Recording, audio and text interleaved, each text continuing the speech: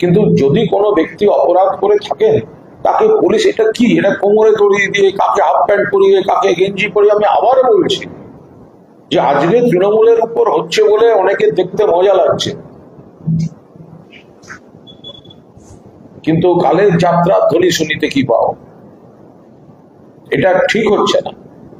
Police আপনাদের, central agency গুলো আপনাদের, যদি কেউ অপরাধ করে থাকে আপনারা তার ব্যবস্থা নিন না, কিন্তু তার জন্য একটা লোককে এইভাবে তার অভিযোগ প্রমাণ হওয়ার আগে তাকে এইভাবে সামাজিকভাবে অপমান করা, মানে এটা তৃণমূলকে অপমান করতে গিয়ে এই সংস্কৃতিটা এত খারাপ জায়গায় যাচ্ছে। এই যে কালচারটা এবার শুরু হলো না, এই ডিম, হাফ প্যান্ট, দড়ি, এটা বঙ্গ রাজনীতিতে এর সংযোজনটা কিন্তু ভারতীয় জনতা পার্টি করে দিয়ে গেল।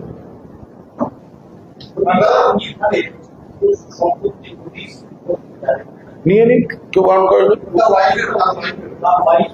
নিয়ে নিক। যদি কারোর কোনো অবৈধ সম্পত্তি পাওয়া যায়, সে জাহাঙ্গীর খান হোক, পুষ্পা হোক, যে ইচ্ছে হোক, এটা প্রথম কথা এজেন্সি প্রথমে যেটা বলে দেয় সেটা পরে যেন সেটা জাস্টিফাই করতে পারে।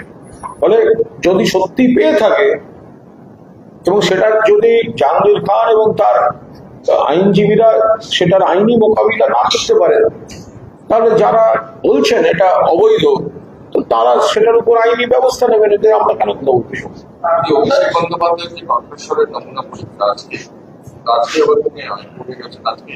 আমি এটা বলতে পারবো না, মানে এটা সম্পূর্ণ অভিষেক এবং আদালতের বিষয়, তার মাঝখানে আমি কোনো মন্তব্য করবো না। আমাকে একবার একটি কেসে ভয়েস টেস্টের জন্য বলেছিল, আমি তো নাচতে নাচতে গিয়ে দিয়ে এলাম। আমার তো জানারও খুব কৌতূহল ছিল ভয়েস টেস্ট কিভাবে হয়, কি হয়, আমি তো গিয়ে দিয়ে এসেছিলাম। আমি সেটা বলতে পারবো না, আমার খুব কৌতূহল লেগেছিল জিনিসটা কি।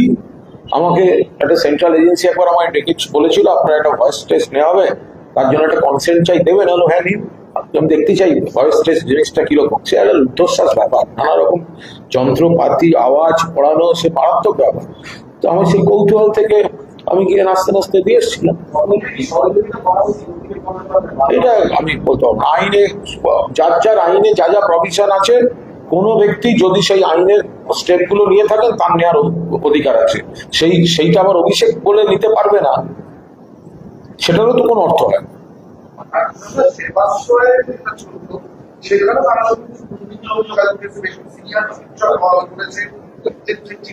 কে বলেছে?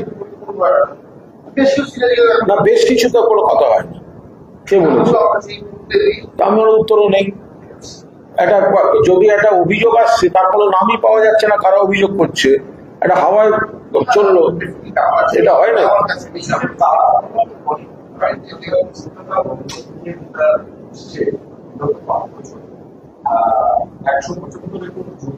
আমি এটা বলতে পারবো না, আমি শুধু একটা কথা বলবো, এই যে রাম মন্দির নিয়ে ভয়ঙ্কর কেলেঙ্কারিটা চলছে, এটা কি বাংলা সংবাদ মাধ্যম সেদিকে তাকাবে না?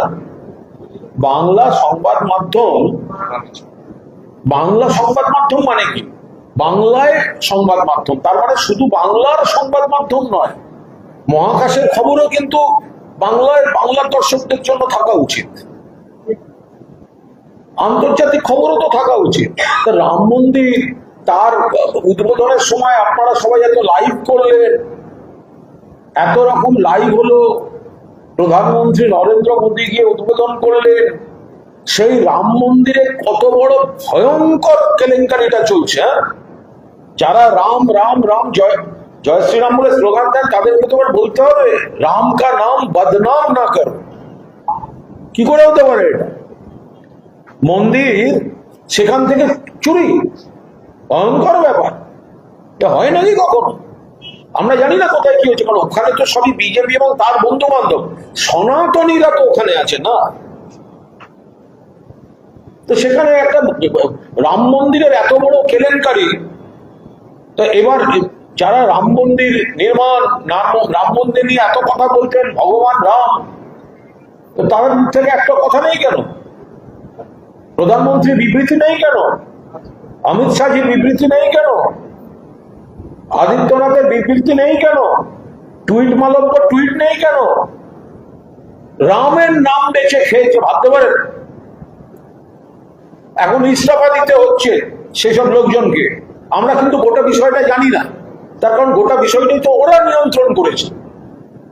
আমরা সংবাদ মাধ্যম থেকে যা পাচ্ছি, এটা ঠিক না ভুল, একটা একটা একটা একটা তো প্রতিক্রিয়া আসবে।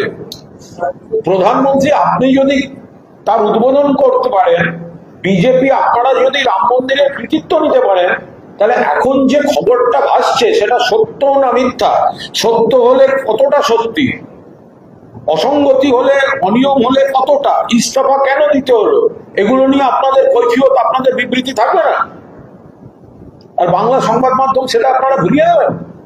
কোথায় তৃণমূলের কে কার সঙ্গে কি, কোথায় ঝগড়া, কোথায় কি, অমুক তমুক।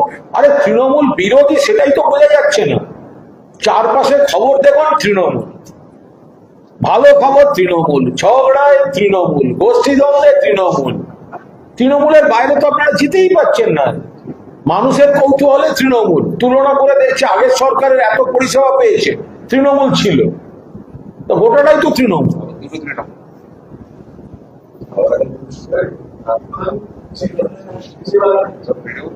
কিন্তু যদি কোনো ব্যক্তি অপরাধ করে থাকেন, তাকে পুলিশ, এটা কি, এটা কোমরে দড়িয়ে দিয়ে, কাকে হাফ প্যান্ট পরিয়ে, কাকে গেঞ্জি পরিয়ে, আমি আবারও বলছি যে আজকে তৃণমূলের উপর হচ্ছে বলে অনেকে দেখতে মজা লাগছে, কিন্তু কালের যাত্রা ধ্বনি শুনিতে কি পাও, এটা ঠিক হচ্ছে না। পুলিশ আপনাদের, সেন্ট্রাল এজেন্সি গুলো আপনাদের, যদি কেউ অপরাধ করে থাকে আপনারা তার ব্যবস্থা নিন না, কিন্তু তার জন্য একটা লোককে এইভাবে তার অভিযোগ প্রমাণ হওয়ার আগে তাকে এইভাবে সামাজিক ভাবে অপমান করা, মানে এটা তৃণমূলকে অপমান করতে গিয়ে এই সংস্কৃতিটা এত খারাপ জায়গায় যাচ্ছে। এই যে কালচারটা এবার শুরু হলো না, এই ডিম, হাফ প্যান্ট, দড়ি, এটা বঙ্গ রাজনীতিতে এর সংযোজনটা কিন্তু ভারতীয় জনতা পার্টি করে দিয়ে গেল।